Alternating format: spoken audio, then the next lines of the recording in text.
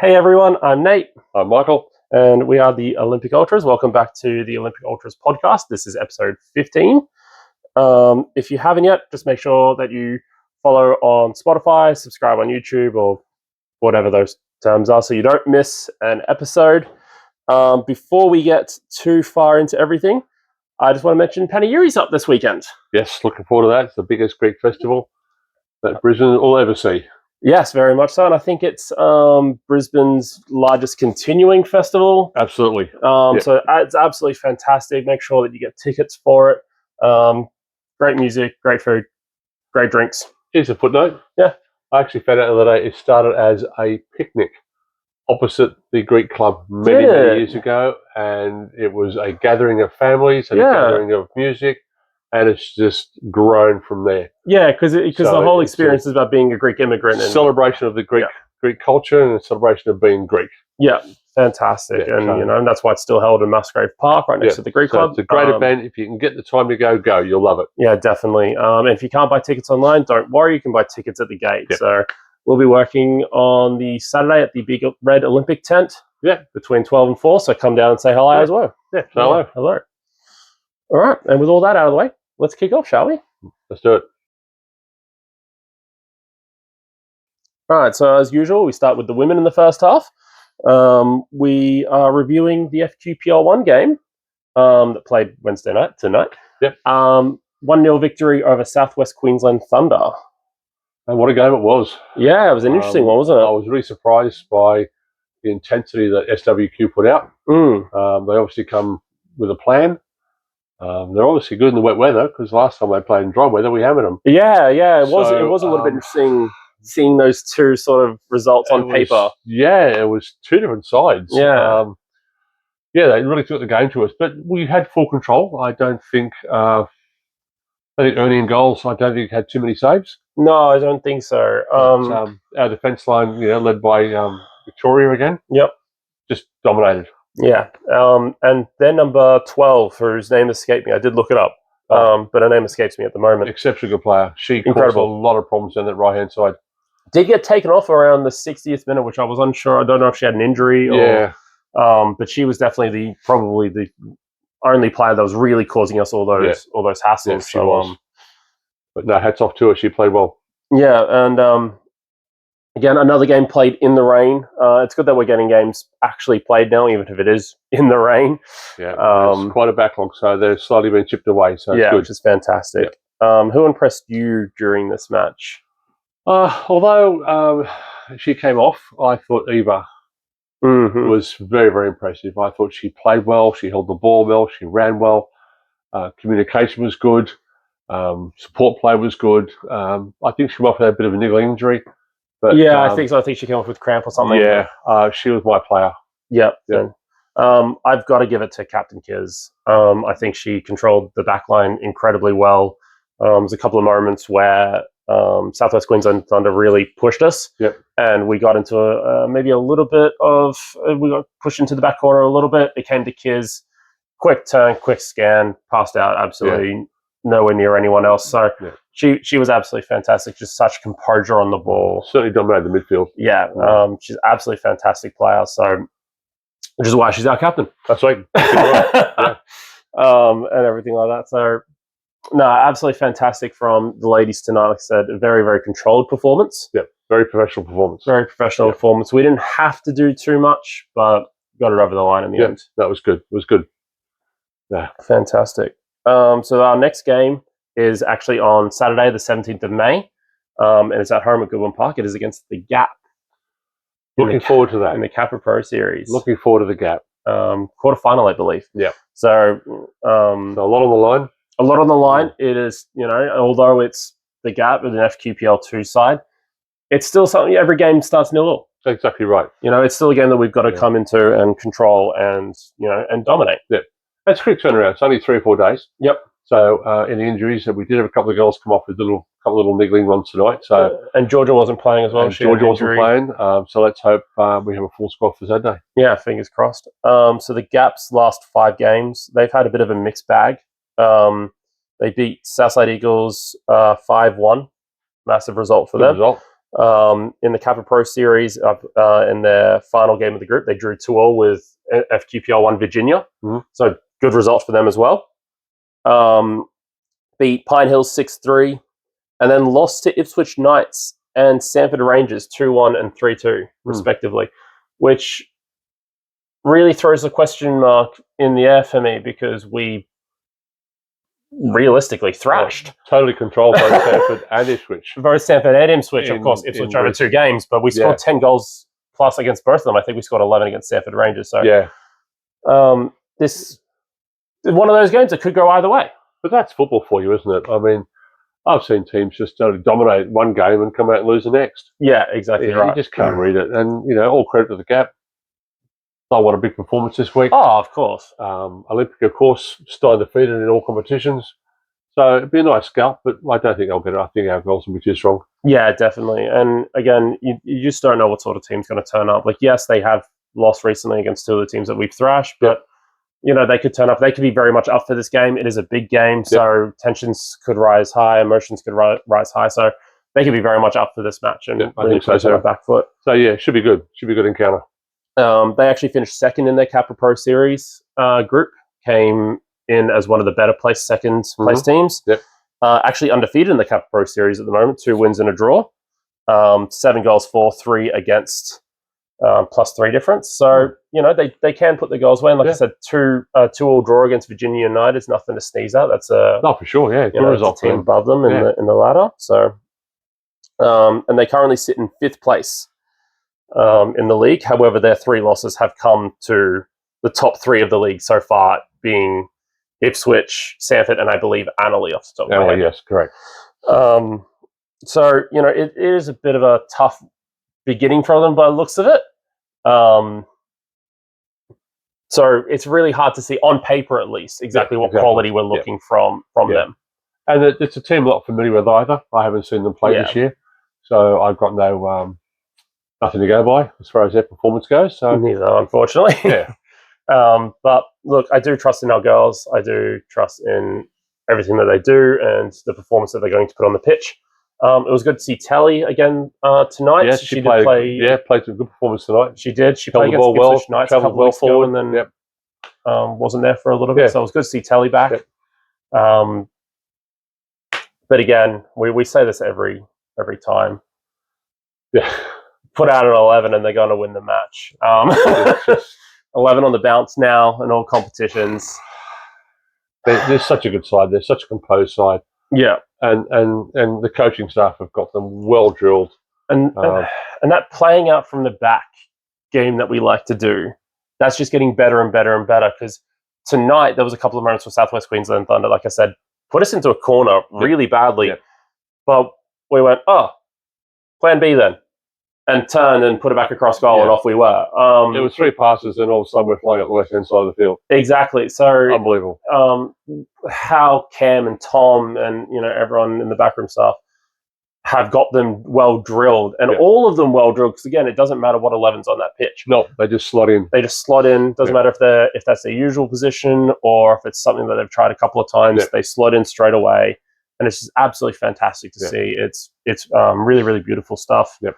Got it firing on all cylinders. Yeah, Cam's doing well. Hats off to him. Yeah, it's absolutely fantastic. So, and again, no early goal, controlled the match really, really well. Yep.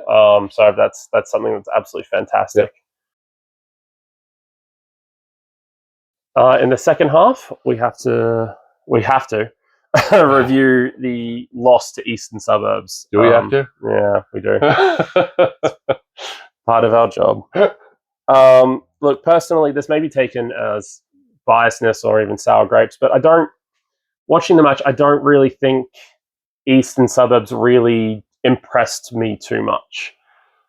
No, their goal kind of come off a bit of luck that bounced their way. Yeah, look, to be fair, it was a screamer of a goal. It was a great goal. The effort that he took. Yeah, but again, it's probably one-eyed, but I thought we were far the better side. Yeah. And it was like the week before against Lions. We were just so in control, and it was just those simple goals that went against us. It was key moments. It was. It was key moments that went against us. Ben Wood was in goals for this one. You definitely can't hold the goal that he conceded against him. No, if you go and watch the highlights, you haven't seen it. No fault at all. It is an absolutely fantastic goal. So, but the other chances that came Eastern Suburbs' way, Ben had it handled. Oh, yeah. He covered it quite well. And there were more than a few moments for us where we forced 5, 6 brilliant saves out of their keeper as well. I think there was one. There was probably 2 or 3 on the bounce straight away. Shot after shot. Yeah. He just pushed them out. And, I mean, again, he played well, their keeper. But any other given day, we should have been leading 4 or 5-0 at half-time. Yeah, exactly. It was crazy the amount of pressure we put on that side. Exactly right. You can see the players are absolutely giving it all, and it's there. It's there, and they were just really frustrated. They were frustrated and probably annoyed that it didn't go their way. And I can understand it. I've been in that situation, definitely, and especially as a player and as a coach.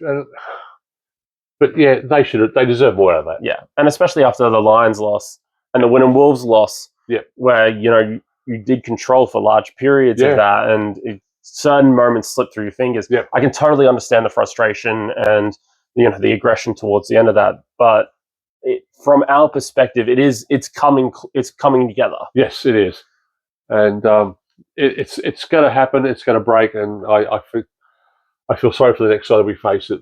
When it does click, we're going to give someone a hammering. Yeah, I'll start this one. Who impressed me during this match? Personally, Lyndon Farr. I understand he came on in the 60th minute, and that's not to say that the other players who were on weren't doing anything or anything like that, but Lyndon came on and had a shot immediately and forced a fantastic save out of the keeper, and he just changed something in the game that really made Eastern Suburbs think a little bit. And when he came on, that was that period where we forced 5, 6 fantastic saves out of that goalkeeper, and he changed the game quite a bit. Our output was suddenly it was higher, a lot higher. Yeah. So again, it's nothing to say anything about the starting 11, but when Lyndon came on, it was just like a surge of electricity. It was just a spark. Exactly, and we mentioned that we were missing someone like him for the Lions match. Yeah, that's kind of what we were missing. Yeah, unfortunately. Yeah. But how about yourself? It was a tough one for me. I think one of the most unluckiest players on the night was also a player I admired. That was Hiroshi. Yeah, I thought Hiroshi played very well. He held the ball well. He attacked well. He had some rotten luck. Yeah, he did. In fairness, he did. And you get those games. You do. I was really impressed with him. Yeah. Fair enough. And like I said before, like we sort of alluded before, unfortunately, we have lost a few on the bounce at the moment. But I think it looks worse on paper. It does look worse on paper. If you actually saw the games, again, you probably from Grossi's point of view, it is disappointing. But from a fan's point of view, I think the boys are playing well. We've just been unlucky. Yeah, we lost 2-1 against Moreton City, first game of the season, second game of the season. We were in the lead. Yep. Conceded an absolute screamer of a goal, and control sort of came away from us. We were 1-0 up against Wynnum Wolves. Yep. Control came away from us. We were 2-0 down against Lions, but we scored, and we were applying that pressure and going. And we just couldn't find the back of the net again. And you look at the Lions game, they were playing straight into the corner because they knew damn well that we were playing pressure. They celebrated the end of the match like it was a grand final. We had them, we had them on the ropes. Another 10 minutes, I would have beaten that side. Yeah, definitely. So I think, on paper, it looks like a bad run of results, and, you can't obviously keep that sort of level of goals and points, continuously. It doesn't work over a course of the season. Yep. However, from our point of view, looking at the matches as they've played, it's there. The building blocks are there. It's just about clicking them all together. Absolutely. And it will happen. Yeah. I have faith in the boys. Every one of those lads is a talented player of their own right. And they try their guts out. They're clicking well. The passing game is good. Their interplay is good. Their movement between the lines is good. It's just that little final third, which just we need to click into place. Yeah. All right. And our upcoming game is against Peninsula Power on Sunday at 4 p.m. at AJ Kelly Park. So on a away trip. A wonderful foe. Yes, a fantastic, well-fought foe. Yeah. We end up playing up at AJ Kelly Park I think 5 or 6 times a couple of years ago when Goodwin Park was getting relayed. Yes, it was. Yeah. So that I think became our most played at field in that year. Sadly. So it is a ground that we know quite well. Yep. We're probably playing Penn Power in a good moment for us because they're also stuttering back and forth a bit. But that, to be fair, they're also probably thinking the same thing about us. Exactly right. Yeah. They're having the greatest of seasons so far. Exactly. So in their last form, they've won 2, lost 2, drawn 1. So they lost to Gold Coast United in the NPL. They thrashed Capalaba in the Kappa Pro Series 5-1. They then thrashed Brisbane Knights in the Kappa Queensland Cup 11-2. Good gracious. They then got beaten by Brisbane City 2-1 and drew against Moreton City 3-3, which in fairness is a good result when you look at where Moreton City is on the ladder. And then those slouches either Moreton City are a really strong, powerful side. Exactly. So and that's a great result for them. And I do believe there was quite a bit of weather in that match. You couldn't actually watch it on YouTube, certain parts of it. It was just so rained out. The rain was crazy. But they played the match anyway, 3-3 draw. Yeah. Probably would have been an absolute cracker if you could see it. Yeah. Like I said, they are not doing terribly well in regards to the NPL. They're probably a little bit further down the ladder than they would really want to be, especially considering where they ended up last season. So they're currently 7th place with 2 wins, 2 draws, 2 losses, 12-4, 8 against. So goal scorers, but and also conceding. Yeah. However, in the Kappa Pro Series, they actually had an incredible run in that group. They won all 5 of their games. Scoring 18 and only conceding 5 in a group with Eastern Suburbs, Sunny Coast, Ipswich FC, Logan Lightning, and Capalaba. There's some good sides there too. Yeah, exactly. So they're, at least on paper, having a very inconsistent season. Yeah, very much so. Yeah. So it's probably a really, really good time to play them for us. But again, they're probably thinking the exact same thing. Exactly. Look at our form. Yeah, exactly right. Yeah. And Matt Mundy. Yes. Plays for Penn Power now. Yeah. Big, long-time stalwart of Olympic. Someone that we admired a lot. Didn't leave Olympic in the best of terms as far as I'm aware. But I don't know the full extent of it. But we don't know the full story. And so I don't really know. No.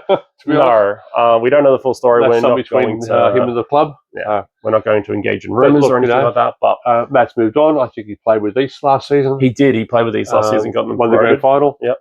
And he's moved on again. So look, I wish him well. He was a good player for us. Yeah. He was a great stalwart. But anyway. Yeah, absolutely fantastic. That's history. Water under the bridge. Yep. But yeah, it will be good to see him play again. It will be good to see him. Yeah. Hopefully catch up. You know, I'm sure Danny Leck will give him a decent run. Yeah, I think Danny will. Especially if there is a little bit of bad blood there. Yeah. Danny Leck might have a little bit to say in this one. But yeah, no. That's what I love about Danny Leck. He's hard, he's fair, and he plays the game so well. Yeah. Again, a player who plays, as they say, heart on his sleeve. Yeah, 100%. 100% passionate. Yeah. He's just so good.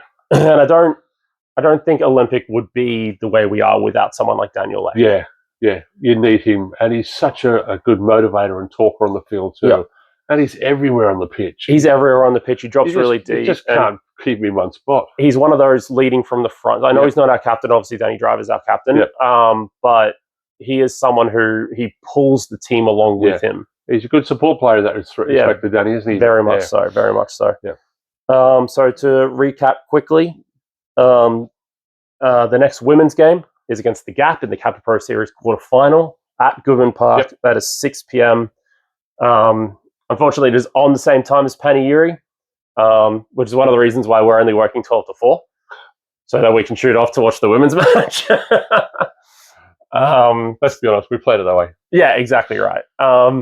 So, if you can get down there, definitely do get down there.